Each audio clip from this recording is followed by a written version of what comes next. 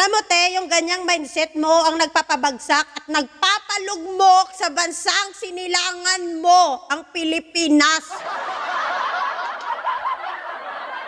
So, kung Vice President pala, hindi kailangan, hindi pala pwede na i-criticize.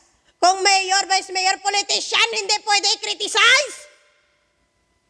Anong kamangmanga ng utak na meron ka man? Ang mga politicians na yan, pinapasahod ng taong bayan. Isa ka doon na nagpapasahod sa kanila. Isa din ako doon na nagpapasahod sa kanila. Kaya may karapatan ako bilang isang Pilipino na nagpapasahod sa mga politician na i-criticize sila. Masyado yung pinag-iinitan yung pagiging katulong ko. So ano akong katulong? Kung katulong ba, kailangan manahimik? Kung katulong ba, kailangan maging bobo ka at maging tanga araw-araw? Kung katulong ka, wala kang karapatan mag-criticize! Tanginang mindset nyo. May freedom of expression tayo kahit yung ignorante na hindi nakapag-aral, pwede mag-criticize sa politiko kasi nagbabayad ng buwis yan.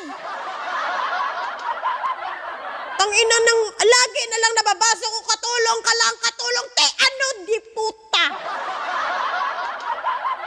Big deal talaga sa inyo yung pagiging katulong ko. Ano naman?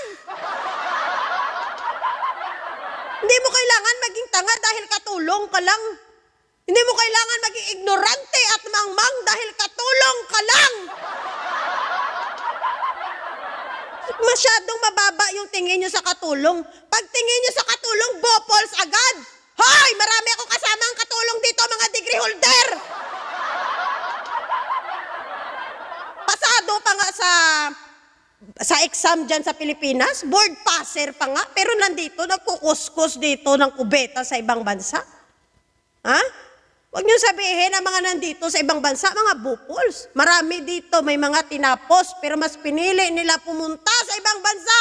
Kasi mas malaki yung oportunidad dito kasi dyan sa Pilipinas. Tigilan niyo ako sa mga binabanggit niyo na katulong. Ano kung katulong? Ang importante yung sumasahod na mas malaki pa sa dyan sa Pilipinas. Nilalait yung katulong tapos minimum earner ka sa Pilipinas, ni halos nagkaundagaga ka magbayad ng bill mo? May karapatan tayo na mag-criticize ng mga politiko kahit ano pa ang iyong sitwasyon sa buhay.